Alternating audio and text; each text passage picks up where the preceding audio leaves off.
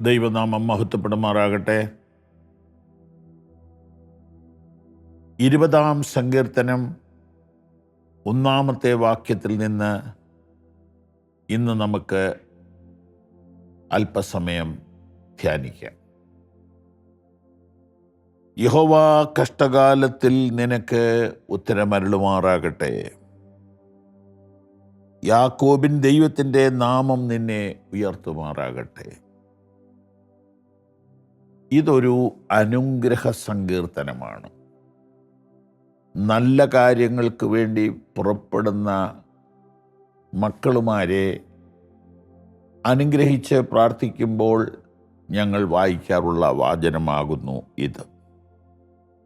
അതിൻ്റെ 1-ാമത്തെ വചനം ഇങ്ങനെയാണ്: യഹോവ കഷ്ടകാലത്തിൽ നിനക്ക് ഉത്തരമരുളുമാറാകട്ടെ. കഷ്ടകാലം എന്നൊരു കാലമുണ്ടോ? ഇവിടെ ഇതാ ഒരു പ്രാർത്ഥന അല്ലെങ്കിൽ ഒരു അനുഗ്രഹം. യഹോവ കഷ്ടകാലത്തിൽ നിനക്ക് ഉത്തരമരുളുമാറാകട്ടെ. ഇപ്പം കഷ്ടകാലം എന്നൊരു കാലം ഒരു പക്ഷേ ഉണ്ടാവാം. അതായത് നമുക്ക് ഇടത് വശത്ത് നിന്നൊരെണ്ണം, വലതുവശത്തു നിന്നൊരെണ്ണം, മുമ്പിൽ നിന്നൊരെണ്ണം, പുറകിൽ നിന്നൊരെണ്ണം, പിന്നെ ഇടയ്ക്കൂടി ഒരെണ്ണം. ഇങ്ങനെ പ്രയാസങ്ങൾ ജീവിതത്തിന് നേരെ വരുന്ന ഒരു സീസൺ തന്നെ ഉണ്ട്. അതിങ്ങനെ വന്നുകൊണ്ടേയിരിക്കും. അങ്ങനെ വന്നുകൊണ്ടിരിക്കുമ്പോൾ ശരിക്കും മനുഷ്യരങ്ങ് കുഴഞ്ഞു പോകും.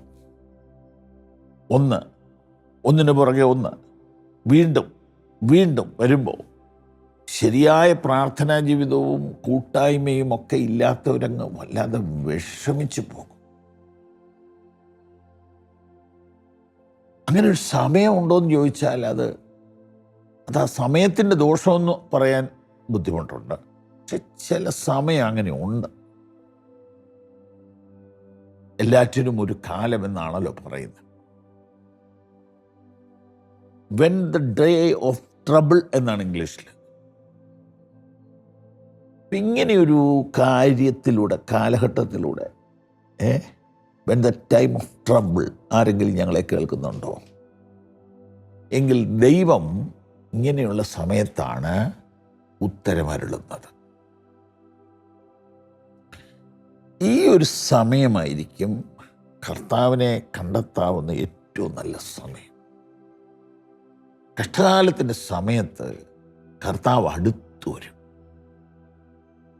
കഷ്ടകാലത്തിൻ്റെ സമയത്ത് കർത്താവ് നമ്മെ ചേർത്ത് പിടിക്കും. അവൻ കൈവിടുകയില്ല.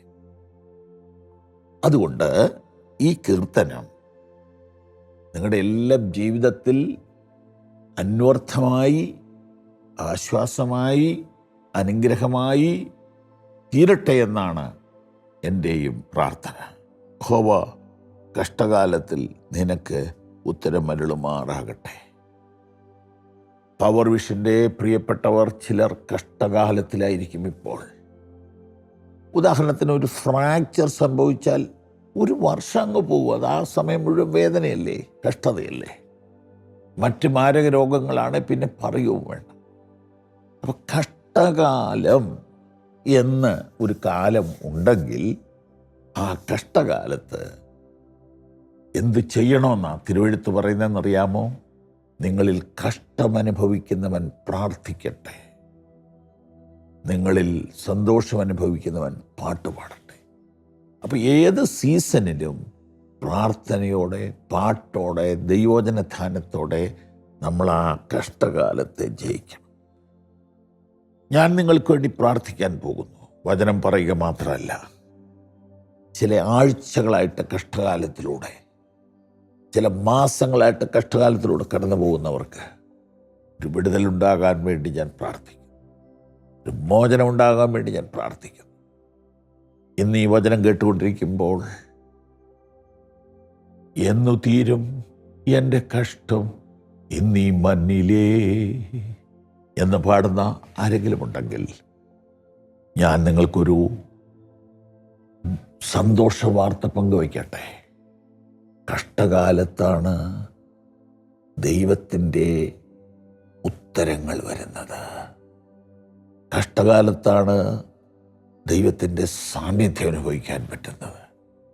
കഷ്ടകാലത്താണ് ദൈവത്തിൻ്റെ ശബ്ദം കേൾക്കാൻ പറ്റുന്നത്. കഷ്ടങ്ങളിൽ അവനേറ്റവും അടുത്ത തുണയാണ്.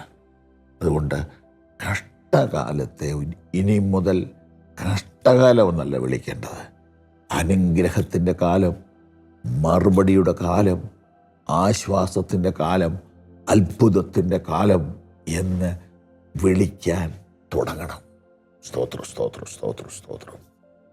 ഒരു കഷ്ടതയുടെ മണമടിക്കുന്നുണ്ടെങ്കിൽ, ഒരു കഷ്ടതയുടെ കാറ്റ് വരുന്നുണ്ടെങ്കിൽ നിങ്ങൾ പറയണം, കേൾക്കെ, മറ്റുള്ളവർ കേൾക്കെ പറയണം, ഇത് ആശ്വാസത്തിൻ്റെ സമയമാണ്, ഇത് സന്തോഷത്തിൻ്റെ സമയമാണ്, ഇത് അനുഗ്രഹത്തിൻ്റെ സമയമാണ്. പിതാവേ, ഞങ്ങളുടെ പ്രിയപ്പെട്ട സഹോദരി സഹോദരന്മാർക്ക് അവരുടെ കഷ്ടതയിൽ ദൈവശബ്ദം കേൾക്കാൻ, ദൈവ സാന്നിധ്യം അനുഭവിപ്പാൻ കൃപ ചെയ്യണം.